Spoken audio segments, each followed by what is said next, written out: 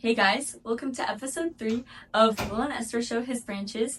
Today, on our 3rd episode, we have a special guest, and her name is Alisha Zachariah! Woohoo! Hello! Let's go. Thank you for having me. Yes, of course. Alisha, is this your first time on a podcast? This is my first time on a podcast. That's crazy. Are you nervous? Not really. I've known you guys your whole lives, so Yeah, that's pretty comfortable. That's true. All right.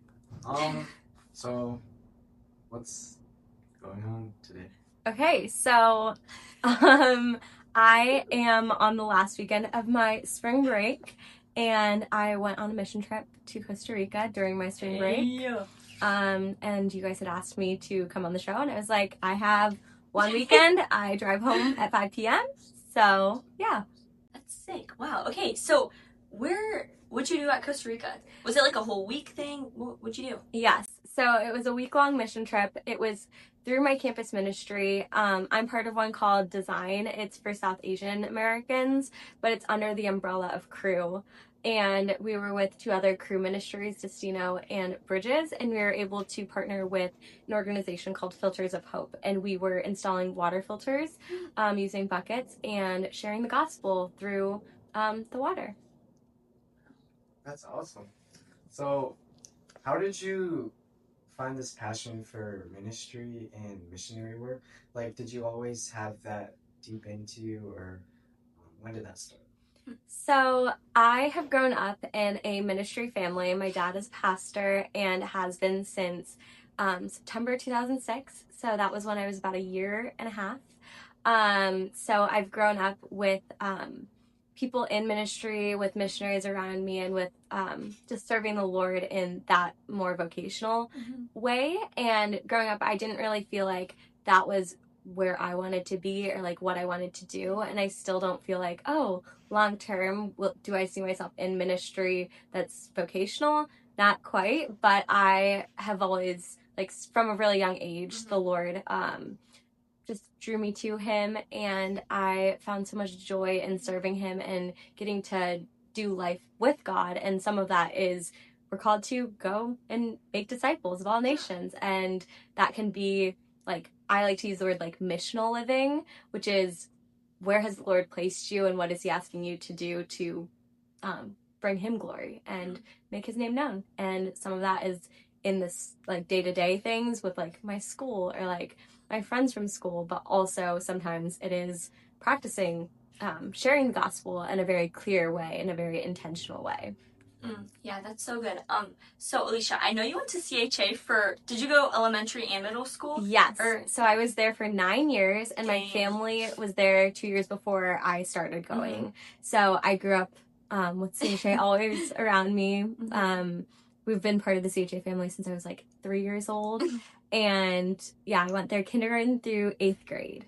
Wow, okay. And then you went to a public school, right, for high school? Yes, I went to Glenbrook South for high school, and I absolutely loved it, but I also really loved my time at CHA.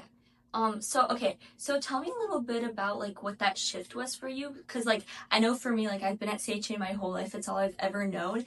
And so CHA is a Christian school, by the way. Oh yeah, it's called Christian Heritage Academy. But yeah, like it's literally everything I know. And so I know that like if I were to go to a public high school, like that would definitely be a gigantic shift. So yeah, like maybe just tell us a little about like what that shift was like for you, because I know that it must have been like a pretty big jump. Like, were you scared? I mean, obviously I don't know, but yeah, tell us a little bit about that. Yeah, so one thing that made it a little bit easier was both my brothers had gone through at least middle school through CHA, and then made the transition to GBS for high school. So I'd seen 2 people in my family do it and do it relatively well and smoothly, that I was like, okay, that's very doable. But my parents kind of gave me the choice when I was in 8th grade. They're like, you can either go to CHA or like choose the public school. And at that point, I just was really feeling that I loved that I was able to grow so much and be poured into in a Christian community, and that be part of my like school journey.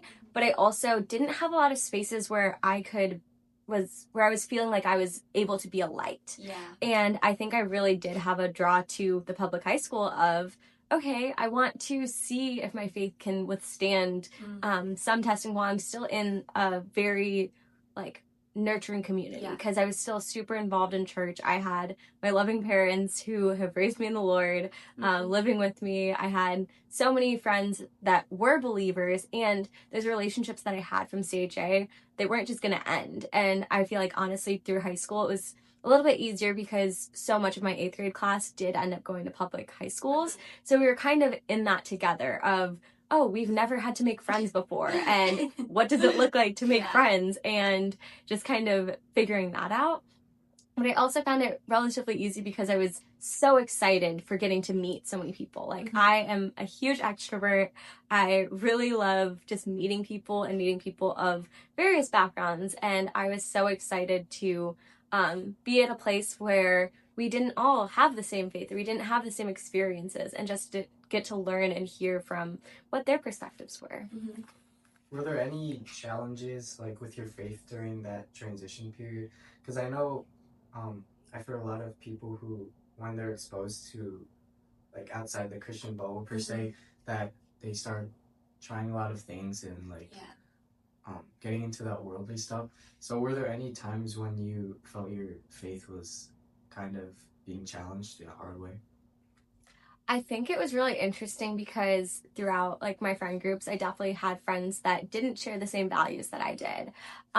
But I knew going into high school, and I just think like the grace of the Lord of, I knew parts of what his word said, and I knew things that I was like, I'm not gonna shake on this. I'm gonna be very steadfast in my convictions about these things. So for me, like, drinking really wasn't an issue in high school. A lot of times, like, oh, if like my friends were, I'd be like, let me drive you back so that you're not getting behind the wheel, or things like that. But it was also definitely interesting to see how I did have a lot of friends who didn't share the same beliefs, and sometimes I'd be like, they'd been hurt by Christians or had seen the brokenness of churches and things like that. So sometimes I would be more just really intentional about like, I want to be relational with my friends, and such a big part of my life is the Lord and what he's done for me and with me. So I was able to lean into that a little bit more.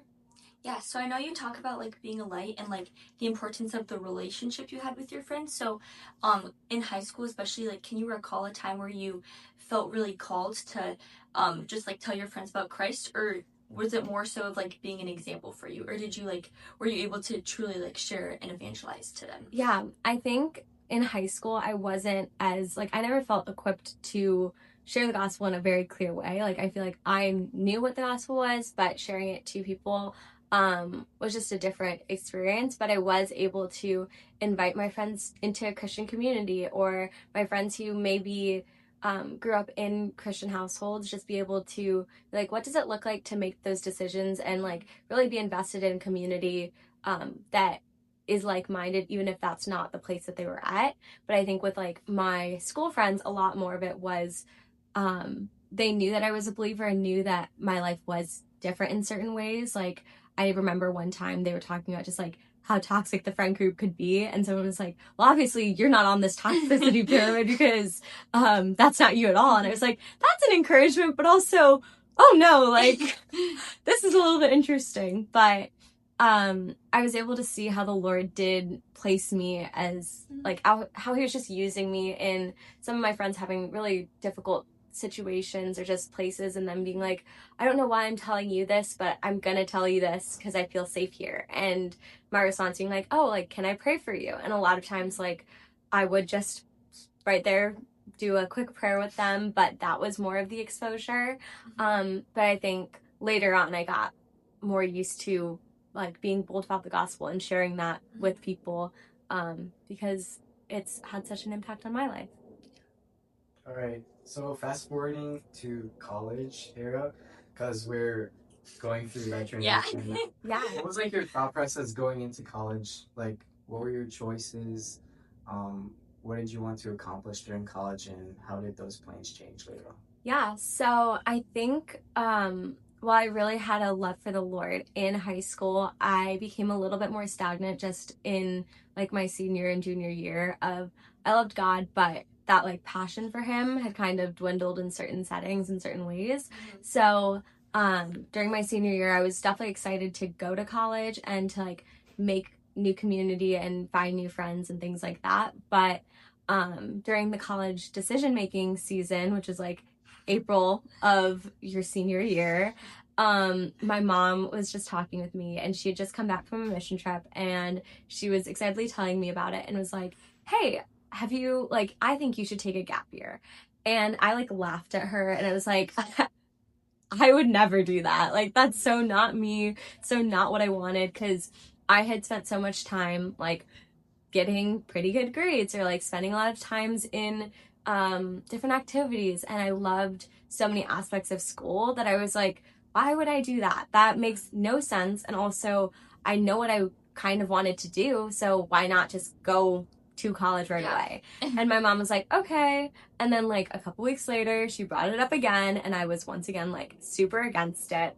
And then she was like, okay, you can make whatever decision you want, but bring it to the Lord first and like see what he does. And I was like, okay, fine. So I prayed about it, and I continued to like research what would a gap year look like for me. And while I was on like one of the college websites, I realized that they had a way that you could like that you could roll over your scholarships and your acceptance and everything, and they would just like hold a place in the class of 2028 instead of 2027. And I was like, oh, that's really easy. That makes things like so much simpler, because I don't have to reapply to schools in that sense, and I'll know that I have a place for me once I finish my gap year. And so I decided to do that. I think it was like late April, and I made that decision because for track we had senior night, and they're like, what are you going to do? And I was like, oh, I guess I need to make that decision real soon. So that's kind of how I decided to take a gap year. And like, my parents were super supportive, but they really wanted to encourage me to do something that was either like ministry related, work related, or like academic related, school related during that year. All right, so what did you end up doing during that gap year? Tell us a little bit about that, and yeah, how that experience shaped you. I think that was such a pivotal moment of my life and season that the Lord had me in. I think growing up in like as a pastor's daughter, I didn't always want to do things that were related to like ministry that was going to be paid, and there was an internship opportunity, and I was super hesitant because I was like, I don't want it to be because of who my dad is. And then he reassured me, he's like, we're not in the process of like, I'm not in the choosing process, like that's other people, and also the Lord can use you and has used you through this church. So just lean into that. So I ended up doing an internship with City Line. And that was really sweet because it was the first time I got to literally be on the other side of things. Like, I'd always been on both sides of church spaces, but that was mostly like my parents. But this was the first time like my gifts were also being used to help things, and I was growing a lot from that. And I don't think I would have done that if I was going straight to college, just because I probably would have found a different job. But I was like, oh, I have time to figure things out. And then I think it was really hard for me when school started up, because originally I was planning on going to like some sort of missions trip during like August to like November of my gap year, but that door just was not seeming to be open, and I was really discouraged. But the Lord was so good to me in that season, and I really had to wrestle with like, where else have I been putting my identity? And I think a lot of those things that came naturally to me that I was really blessed to have was also taking away from like my identity as a daughter of the Lord. And I really had to see like, what does it mean to be someone who really loves school but also isn't a student? And that's something that like a lot of people don't take gap years between high school and college. And in the communities I'm in, a lot of people go straight to college, and usually it's like a 4-year college. So it was really like weird to be in the setting of, I know I'm intending to go to school next year, but currently being a student isn't my identity. And for like people who go like pre-K through 12, like you're a student for 14 years of your life. Like that's all you know. You're like 18 and you're like, wow, this is such a huge part of my life. And it's part of my identity. Like when people ask like, oh, what are you up to? You're like, oh, I'm in school. And to be in the college age bubble and lots of my friends going to school, I was like, wow, they're getting to have new experiences. They're getting to find new churches. They're getting to make new friends, and just like continue on with this journey of like academics opening the door for their future careers. And I was like, I feel so behind. What is happening? But I think the Lord was able to just show me what it's like to sit with him and to really just have a relationship of, yeah, it's not about how much I can do for him or those kinds of things, but sometimes it's good to just sit and rest. And I'm so bad at resting. Like, I think that's just something I've never been really great at doing. So that really like kind of forced rest from the Lord during that season ended up being something that was like super growing. And I was able to just spend so much time with God and wrestling with God of like, why do you have me in this season? What are you doing? And then fast forward, I ended up going to like campus ministry conference because my dad was preaching there, and I got involved with a ministry called Design, and that was really eye-opening of other South Asians who were coming together not just because of their culture or their experiences in that sense, but because of Jesus. And it was the first time that I had seen like so many young adults who were my age, my sphere of life and like phase of life, who were coming together to just like praise the Lord. And I had so many conversations with people who talked about the hard things and talked about the good things. And that really like encouraged me and prepped me for my second half of my gap year. Yeah. So what'd you do during that second half? During the second half of my gap year, I ended up going on a mission trip and doing this thing called a discipleship training school. It was with an organization called Y-WAM, Youth with a Mission. And it was like a 5-month program where you'd go and get like kind of like a schooling of sorts for 3 months. And then you'd spend 1 month on, or like 2 months on outreach. And I went to Norway for my school part. And that was really, really great. I think the Lord was so good in just allowing the school to really be centered on the Bible and going back to what his word says. And while my theology might not have aligned with all of the teachers, I was able to look back at the word and be like, okay, what does this mean? And like, why do we differ on certain things? And like, why are we coming together and still able to serve and go out and do those things? And that was like one of those places where we would do just like weekly, we'd have evangelism and we'd go out to the Norwegian city and we'd just like start conversations with people. And something about Norway is it's a cold culture while the US is a little bit warmer of a culture. And what that means is like a lot of people stick to themselves. They don't talk to randoms, like things like that, like smiling on the street. They might do, but it's not a typical, like people are very like individualistic in that sense. So walking up to people being like, hey, do you want a cup of coffee? Do you want to just talk about life? They're like, not really. I have places to go. And you're like, okay. But God really did open some conversations to like, okay, do you want like, they're like, why are you here? I'm like, oh, I'm actually here with like a mission school. And they're like, what does that mean? Wait, do they speak English? Some people do. I think a lot of young people spoke English, but some of the older people only spoke Norwegian. But we were with teams of people who like translators. Yeah, but honestly, in Norway, it wasn't translators. It was just like other students who were Norwegian. Oh. So sometimes I'd be in a group with someone who's Norwegian. Okay. Yeah. Any crazy stories? I think one time we did this thing called Faith Trip, where Norway's a pretty safe area and our base was pretty close to like 2 smaller towns. But we went out in groups of 3 with our phones just in case we needed something. Wait, but is it always snowing there? It's colder, but I was towards the water, so it was not too bad. Okay. I mean, it did snow, but I was celebrating because I left the US in January and it was like negative 20 degrees out. And then I landed in Norway and it's like 30s. And I'm like, oh, it's so warm. And they're like, you're crazy. What's wrong with you? I'm like, do you want to learn how to build a snowman? And they're like, yes. Because like people are from like Brazil or like warmer countries who like had never seen snow. And I was like, I'm obsessed. But like with the faith trip thing, it was really cool because we just got to be like, okay, we're going to pray and be very intentional, like walking and praying for people and praying that the Lord would open doors. And sometimes it was like conversations with other people who were not believers and just talking about like why we were here, what we were doing. But then also some of it was just like, we did like coffee evangelism. So we had coffee and tea at like 2 a.m. at a train station that we found like a ministry that was just doing that. And they always did it on weekends. And you're just able to talk with people who were like coming and going through the city. But that was really special. And then I think I also yeah, just really grew in what it looks like to be like praying at all times and praying without ceasing. Um, All right, so you talked about an outreach period after your discipleship training in Norway. Where did you go for that? Yeah, so we went to North Africa and to Brazil, and that was really special because my team was called Bridging Africa and South America, and just highlighting how both cultures have faith is usually a really big part of the cultures, but also hospitality, and that like there's a lot of similarities between cultures, even if they were different, like religious backgrounds.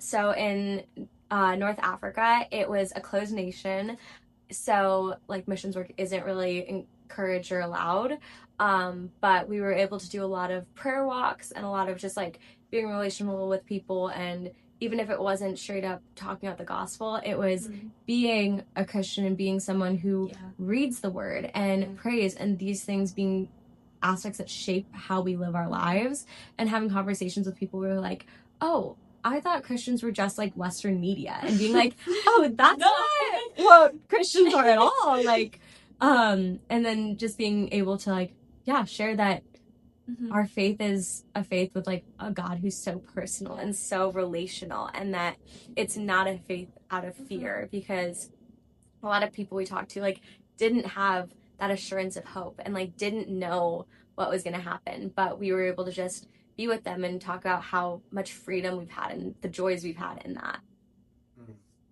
Did you ever get discouraged, like when you would go out and share the gospel and then people wouldn't have the ears to hear? Like, I know I had a really big period of time where I wanted to like go out and share the gospel all these, like to all these people, and I would like live it out in that way. But then it would become really discouraging when there's no fruit, like being barren. Yeah. You know what I mean? Yeah. Like, so how are you able to stay encouraged even though it gets really hard? I think it was actually really funny because the other teams that went on outreach, a lot of them were in like places that ministry is really booming. They were able to do kids ministry, and we were able to like serve in very practical ways, and they were able to go out and like boldly share the gospel to people just on street corners or things like that, with like there's just so much freedom of like they were able to like, oh, I love Jesus and I want you to love Jesus. While our ministry did not look like that at all, and a lot of it was very slow and very much like praying that people would be able to have people who would plant those seeds. And I think that during that season, like prayers came alive in such amazing ways. I was reading a book, and my team members were also like very dedicated in continuing to spend time with the Lord. Like in seasons where you're sharing, it can be easy to be like, oh, I have all of these things I need to do. And because we spent 3 months like in very close community with one another, where we were like praying every day together, we were like worshiping, we were spending time reading the Bible out loud and things like that, to then a community where it's Easter and I only see 6 Christians, and it's also Ramadan and we're in a Muslim country, and being like, okay, God, like this is so different than what I've ever experienced. But then also like being intentional of, I know who my God is, and I know that I want to spend time with him, and I want to be like sharing from a place of like overflow. So we'd spend like our team would spend an hour every morning just like with our own quiet times of, we'd all be like scattered throughout like Airbnbs and hotels of like at parks, just doing our own time with the Lord. And that was just really encouraging for those times that I was like wrestling with God of like, I'm not seeing anything. Also, does this matter? Like all of those types of like doubts and questions like could come up. And it's so easy to compare your situation to other people's situations and be like, why isn't that happening here? But then I think the Lord was just really great in the ways that he would continue to answer prayers. And like we'd be praying for small things of like, okay, God, like, could you send, like, can we have conversations with people who are similar to us? And then my friend and I were able to have a conversation with someone who was very similar in like just basic things to us. And we were like, wow, God sees us and like hears us and answers those prayers. And sometimes he answers no, but sometimes he does answer yes. And when we were very specific with our prayers, it was so easy to look back and like every day we'd end and be like, okay, where did I see God move? And sometimes it was just within ourselves of like, okay, you're in a team of like 6 people, 8 people, and you're doing everything with them. Sometimes you'd be like, I'm just annoyed with you. And then like seeing the Lord be like super convicting in the word we were reading, being like, okay, let's get back to that and like become like reconciled there. But then, yeah, I think a lot of it was from just like prayer and being like, yeah, we're also not guaranteed that like people are gonna be saved through like the words we say. But I think like in Acts it talks about how, or not Acts, in Corinthians, First Corinthians, it talks about how like God's the one who brings the growth, and really just leaning in on that of no matter what role we're playing in this process, like God ultimately is the one who's going to bring growth, and it's not based off of the things we do or like what I can do in that moment. It's like the Holy Spirit is going to be the one that brings people to him.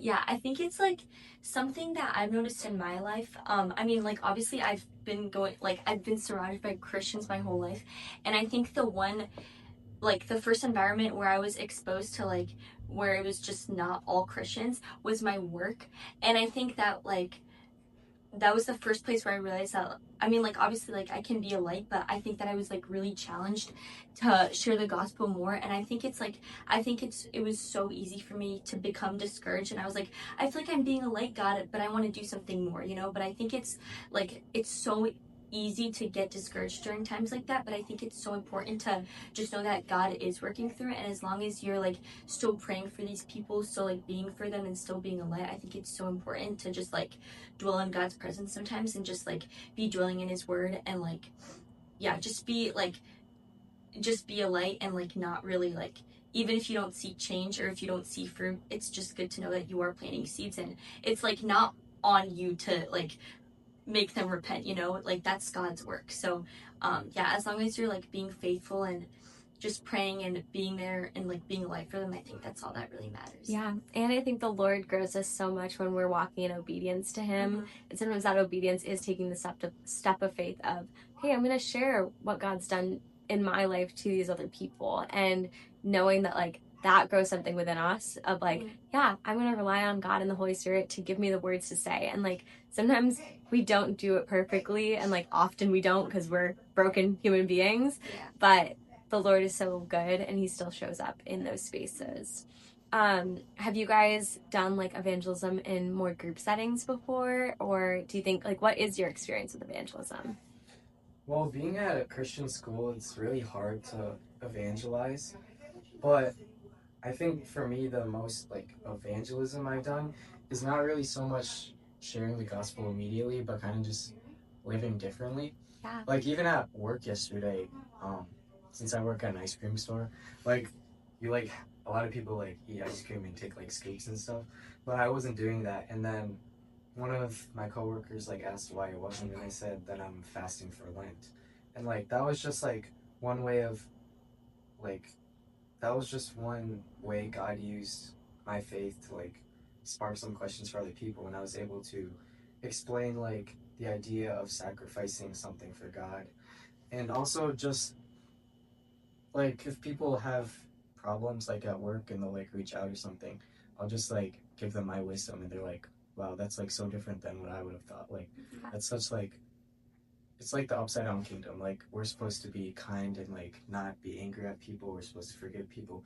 and I think that is just a reflection off of the gospel, and the way that you live and the way you talk to people is like my way of showing it. But I will say I've tried to be more direct and like ask them like, oh, do you go to church, or like what's your experience with Christianity or religion or that kind of stuff. But I don't really know. Like I think it's way easier to say to some random person, but to people who you're with all the time, it's kind of hard to, because you don't want to ruin that relationship with them. So with like your friends going to college, how are you able to share the gospel to them but also not like break any relationships with them? Yeah, I think in college it's been really sweet to see like I love just getting to do life with people, and I love getting to do life with people who are different than me. But I think I was very intentional when I started school of like, okay, what have I learned from my gap year, and what do I want to take back, and like how can I be a light, and how can I be living missionally in this space that the Lord has me? because I started school at a public university. Wait, where'd you go to college? I'm at University of Illinois, Urbana-Champaign. I'm currently a sophomore, and I'm doing neuroscience with a minor in advertising. Okay. But I was so excited after my mission trip. I really felt the Lord just being like, I have equipped you and taught you so much in this season, but like, go continue to share and make my name known, but like, let it be in the setting of school.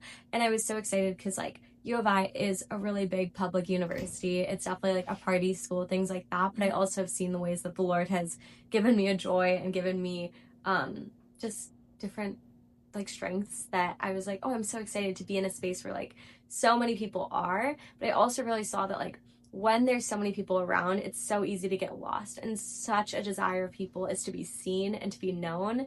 And truly, God is the only one who sees and knows all of us. And He knows us so intimately and wants to have a relationship with people. But I was like, God, let me see people for who they are and where they are.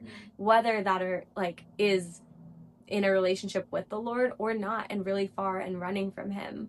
Because I think a lot of times it's like you want to be known in some capacity, but it's scary. Like that vulnerability is like just atypical, and like spending time to like have a real conversation with someone that is a stranger is like very like atypical for people, where when it goes to some place of depth, I think a lot of people are willing to have like, oh, how was your day? It was great. But like having conversations of like, oh, like how are you actually doing? Like I know things are rough with your family, like do you need anything? That kind of thing is a lot more of like what I saw the need, or like what I felt like the Lord was putting on my heart. Yeah, I think that's so beautiful too, because like even though you were in a campus ministry, like you still sought out other friendships and other relationships, and I just think that's so beautiful.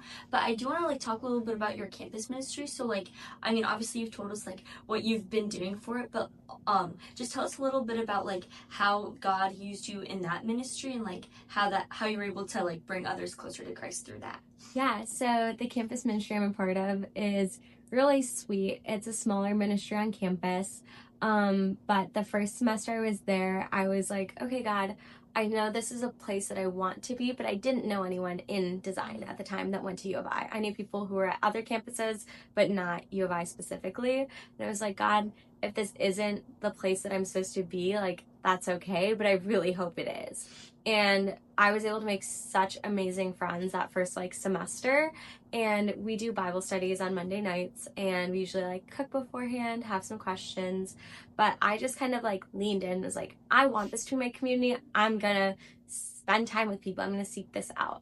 And then I think like something shifted in our ministry as a whole during, we had a winter conference which was like super cool because it's not just like speakers and like worship, but we were also able to have like a day of outreach and a day where we like talk to other people. But it was really great to just see how the Lord like used a group of us. There was I think 12 U of I students who went, but in one of our like, what are we going to share back with the people? Like what are we going to take with us from this winter conference?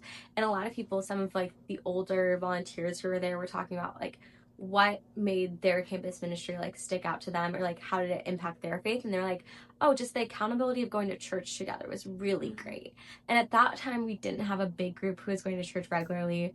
A few of us were, but I think that weekend, like when we went back, we were so intentional about like finding rides. Like at the time I didn't have a car on campus, but I like DM'd someone from church and was like, do you know anyone who gave us rides to church? And then I found someone who was gonna drive 4 random freshmen to church every week. But that was super great, and we just got to see how the Lord was growing our community, not just like on Monday nights, but also just walking in greater community with Him and being intentional, like, oh, we're gonna seek the Lord out in these other spaces too.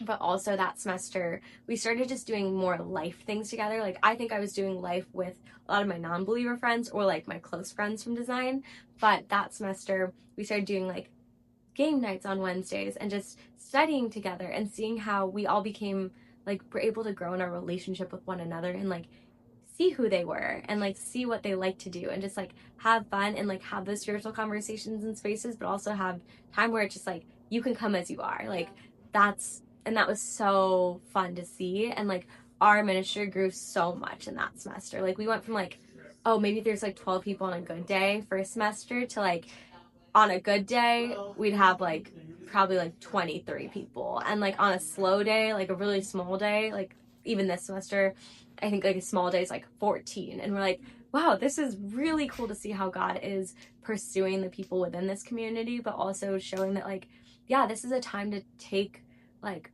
take your faith seriously and also like make those decisions for yourself. Like it's not a faith that is just passed on through our families or through our like relationships with our churches at home or things like that, but it's like, what do I believe, and like who do I believe Jesus is, and like do I believe that he is my savior and like wants to have a relationship with me.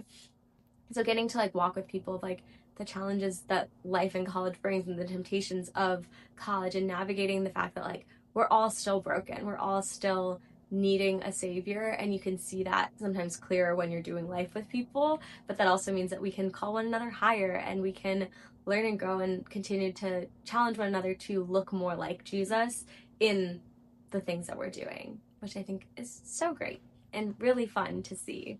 And the ministry is not just like a fellowship. We're also able to do like evangelism with like interfaith spaces and things like that, which I loved getting to do, of just like, oh, maybe these people don't know anything about Christianity, and this will just be like planting that seed. But also we're able to like see people for who they are and do like service events with people where it's like, okay, I'm not going to just be sharing the gospel with you. I want to serve with you, and like we can talk about our differences in faith and like how that affects our values and how that affects how we live our lives, which I think is another cool aspect of like just starting those conversations is sometimes like part of getting to know one another and be obedient in that like relational evangelism and that relational ministry. So for me, I'm probably gonna go to a big public school, and like me not knowing how to interact with like a bunch of people who are not Christian Yeah. and who don't have the same values as me. Do you have any wisdom of how to live, or how to like not like be included with those things, but still to be able to make friends and not be like an outsider, so that I'm able to like form friendships and share the gospel with them? Yeah. I think one thing that I really like took away from starting college and like that I brought with me and learned from like my gap year was I really love spending time with the Lord in the mornings. Like I'm so not a morning person, but having Me too. Oh my gosh, it's the worst. I like will tell people I'm like, the only person I want to talk with the first hour I'm awake is Jesus, because otherwise it's not gonna be sanctified. Like it's gonna be low-key brutal. And I think just like starting every like day off, or trying to, of like I'm gonna spend time in worship, I'm gonna spend time in prayer, and it being like not a rigid thing of like sometimes I oversleep and I have to run to class. That's okay. Just spend time with the Lord. Like be walking and praying, or like listening to worship music, and just like recentering of like, why am I here? Who am I a daughter of? Things like that was just really helpful in just like anything related to ministry or sharing. But I think in terms of like connecting with people, I really would encourage you to be yourself, and part of who you are is like obviously a follower of the Lord, but also he's gifted you in like the ability to like sports. Okay, then go play sports with people and like build relationships in those other spaces that you find so much joy in. Like for me, it was like I love photography and I love getting to be in like my other clubs that get to like grow that creative aspect. So part of me just like being me, I was like, the Lord's gifted me with like eyes to see this creativity and to like share that. But I wasn't going to compromise on the things that I knew set me apart, or I knew could be like part of my witness, and just like things that I wanted to still be a part of my life in college. So I was super intentional about going to church on Sundays. I was like, I am not going to miss this, like a church service. If I'm sick, that could be like the only thing, but like it wouldn't be like I'd have to like have a fever and I wouldn't want to get other people sick. Not like oh, I feel sick because I stayed up too late. But just being very intentional and being like, okay, where are the churches, even if they're different churches than like I would want to be my home church. There's a church that was like walking distance from my dorm, and I was like, if I couldn't get a ride, I'd just go there. And like that was one thing that I know, like my roommate, she was like, oh, I think it was like finals week, and she was like, oh, I knew it wasn't a Sunday today, it was like a Monday, because she like looks over and goes, because you were in bed, and or like you were actually in bed, because I've never seen you in bed on a Sunday morning. Yeah. Because she always knew that like that's where I was Yeah. going to be.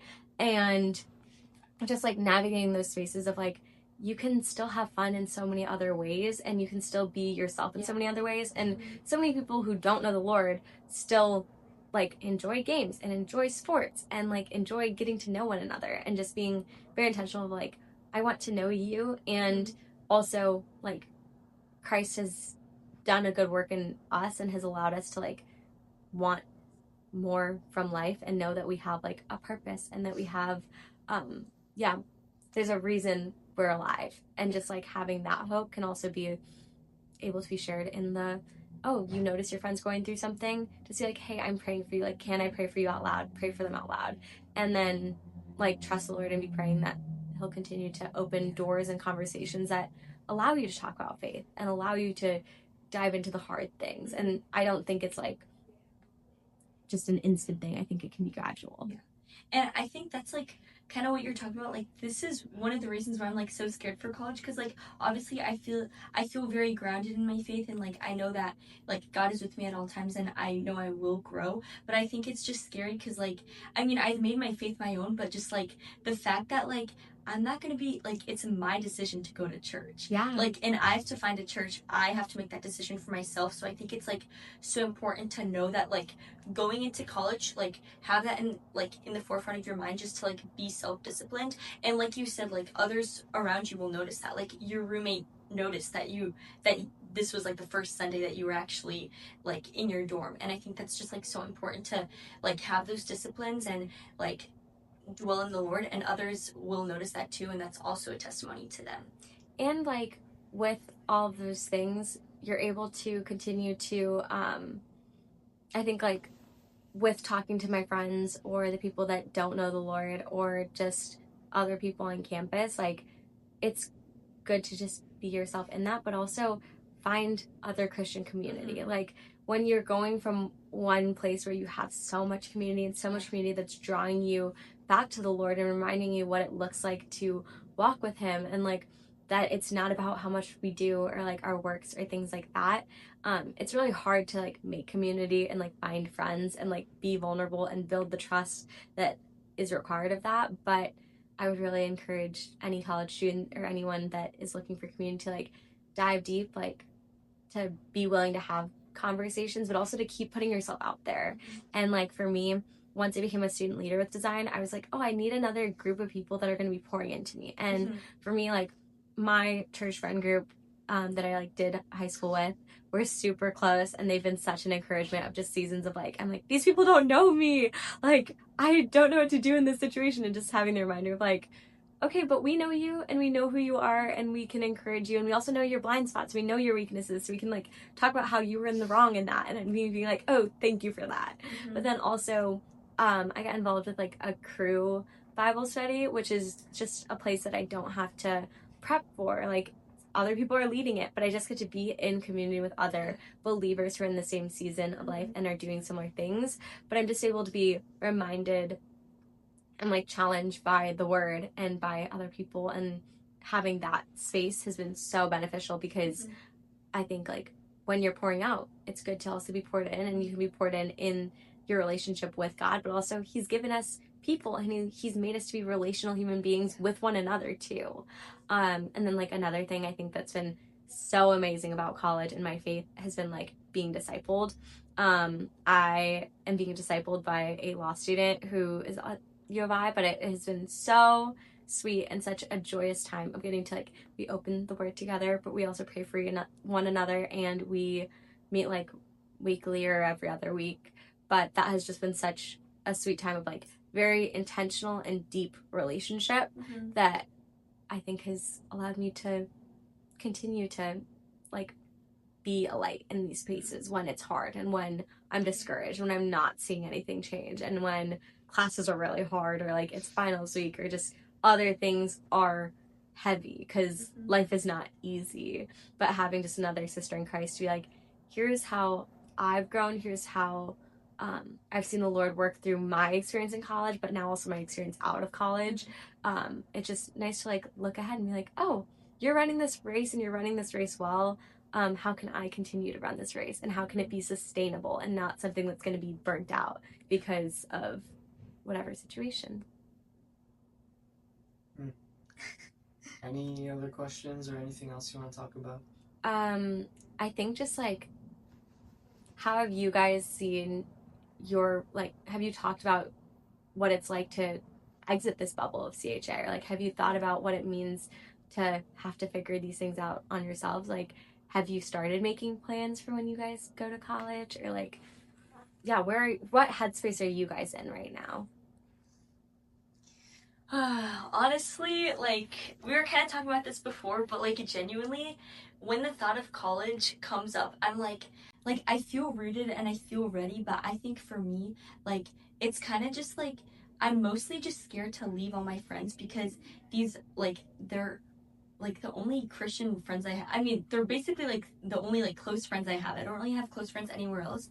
So I think for me, and like my friends have always been such an encouragement to me and like been part of my testimony and been there along for the ride. So I think for me, it's going to be a little hard to like branch out and make new friends in college, obviously. But like I think, I mean, it might be, I feel like it might be easy for me to make friends, but I feel like it's going to be harder for me to dive deeper because I'm gonna be like, oh, well, if I have all these friends back home, then why would I invest all my energy into these new friends, you know? But I think it's just good to know and it's encouraging to hear about all the stories and the testimonies that you've had and how just important it is to like pour into others, even though you do have friends back home. But I mean, yeah, you're going to be in college, so you need to make new friends, obviously, and you need to have people that will be able to pour into you. So, yeah. I think I'm mostly like I'm really excited. I'm probably gonna go to a school where one of my best friends is going to, so I'll at least have like someone to keep me accountable. But there's so many things at a big school that can be really distracting, Yeah. and especially if you're having a hard time finding friends who share the same values with you, it's easy to try to become like the other people and put yourself into situations where I don't know, you probably wouldn't have approved like back in high school or Yeah. whatever. So I'm really excited because I get to meet a bunch of people and hopefully get involved in the whatever campus ministry that's at the school. But I don't know, I've never really made friends, like really good friends who are not Christian. So that's like a big challenge for me and just like trying to stay strong because in eighth grade I had the um, what's it called? I had like the choice to either go to public school or stay at the Christian school, but I realize now that at the time I was someone who got really swayed by my environment and like trying to fit in and all that kind of stuff. So I guess I'm worried that I'm not strong enough right now to be able to go into an environment and not get swayed by it. So yeah. I think I would definitely recommend you to like be bringing up your fears and your doubts to the Lord and knowing that like he sees you in that, but also he equips you and he continues to meet you where you're at and where um, those places feel really hard. But I think it's like also knowing that when we fall short, which we will do, that the best thing to do is to turn right back to the Lord. And that's, I think, also one of the beauties of Christian community is like, especially on campus Christian community, is these people know what it's like to wrestle with these things. They know what it's like in the environment that you're literally in. Like even different cool like schools have different challenges and different like tendencies or like temptations. But being in Christian community where other people are also wrestling with this and maybe falling short in those spaces, it's like, how do I come alongside my brother or sister, and how do I continue to just like reorient myself to the Lord even when I fail and even when those things like don't go the way that I had, or like if you had a plan in mind and you end up like falling short, being like, Jesus, I'm going to turn back to you and I want you to change my heart in those spaces. I want you to be moving and I want to like continue to seek you out, but also being like, yeah, those mistakes are not your identity either. And continuing to be like, in Christian community, you can lean on one another in that of like, this is hard. I don't know how, like, I'm not doing it perfectly, but being like, but I'm going to be intentional about the time I spend with the Lord, even when I've failed, even when I've fallen short, because like temptation can lead us to sin. And if we continue to walk in that sin, we'll get further and further. And that can be really scary. And you'll be like, how did I get here? But it was like through little things. But when we continue to like read the word and ask the Holy Spirit to convict us on those things and show us our blind spots and have people who are showing us our blind spots, it can be easier to continue to know who God is in the midst of those things and know we need a savior. And that's also part of living this life. I kind of had this question for a while in terms of sharing the gospel with people who are unbelievers. Yeah. If people are super content with their situations and like if they're out partying or like, you know, all those kinds of things that people spend their time with in college or like in high school, like if they're content with their situation, how do you appeal to them with like, oh, Jesus, he's way better than all of this if like they already love their life? Like, how do you tell them that they should change their lifestyle if they're living a life that they really like? I think for me, it's definitely something I still like wrestle with. Like, I think when I talk about like sharing the gospel, like I care so much about discipleship and like continuing to learn what it looks like to walk with the Lord. And like, there's a lot of things that I don't know and I'm still figuring out. But I've also seen that like knowing that it's also not like everyone is trying to fill things in their life with other things. And part of that gap is like we want and we're created to have a relationship with God. But when we are in college settings, a lot of times people will be like, yeah, but I've been hurt by God. I haven't seen how he's good in the midst of these things. I don't know that I want to like change that. And sometimes it's like, okay, I'm just going to be really intentional and praying that the Lord will move in their hearts and minds, but also being like, living a life for the Lord is so sweet and it's so joyful and there's so much freedom in that. And also letting your life be a reflection of that, of like, it's not just what you can and can't do because of who God is. It's also like what you get to be a part of, who you get to be in relationship with. And just, yeah, reemphasizing that freedom. But I think it's like what I found is it is a lot in the conversations and just being like, yeah, in the trials and in the fact that like you're probably going to be going to school that is farther than like a lot of people are from their homes, of being like, what does it look like to give biblical advice or like hone in on the things that they also agree with, of like, I find value in like human beings. So like when this person isn't seeing you and has hurt you, being like, how would I, they're like, my friends will be like, what's your advice on this? And I'd be like, well, because of my faith, like I believe everyone's like created in the image of God and I don't know their perspective and they can still hurt me, but that doesn't mean that I have to be thinking these same things back at them. Or like just having those conversations can also give new perspectives. And sometimes like people do appreciate the upside down perspective, even if it doesn't, they don't realize that they would initially. So sometimes I think it's like, I found the Lord using conversations that might not explicitly say his name, but are very valued in who he is. And I think I genuinely, I know this is so cliche, but I genuinely think it's all in God's timing. Oh, for Like sure. literally, even if like if you feel so discouraged and like if one of like I don't know your closest friends is like, oh, there's no reason for me to follow God, like I'm comfortable in my sin. I think just allowing that and having compassion for them during that time and like you said keep on praying for them and just like continue being a light and then they'll run to you if something messes up and like just being consistently there for them and having compassion on them praying for them.